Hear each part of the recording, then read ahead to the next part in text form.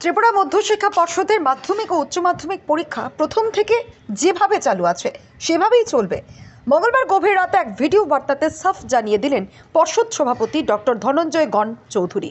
তিনি জানান, সিবিএসই কর্তৃপক্ষ যতক্ষণ এই ব্যাপারে কোনো সিদ্ধান্ত না নেবে ততক্ষণ পর্ষদের কিছু করার ক্ষমতা নেই। ফলে যে নিয়ম আগে থেকে চালু আছে সেই নিয়মেই পরীক্ষা চলবে। গতকাল কিছু প্রেস মিডিয়াতে আমার কিছু বক্তব্য প্রকাশিত হয়েছে।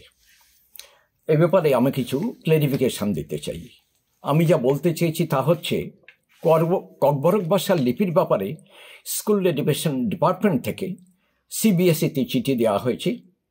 আর যতটুকু আমি খবর নিয়ে জানতে পেরেছি, সিবিএসই থেকে এখনও অবধি কোনো সিদ্ধান্ত আসেনি। ঠিক এই অবস্থাতে ত্রিপুরা মধ্যশিক্ষা পর্ষদের সিদ্ধান্ত নেওয়ার কোনো অবস্থা নেই, কোনো ক্ষমতাই নেই। কাজেই যতক্ষণ না পর্যন্ত সিবিএসই থেকে কোনো সিদ্ধান্ত না আসে ততক্ষণ পর্যন্ত ত্রিপুরা মধ্যশিক্ষা পর্ষদে প্রথম থেকে যে ব্যবস্থা চালু আছে সেটাই চালু থাকবে।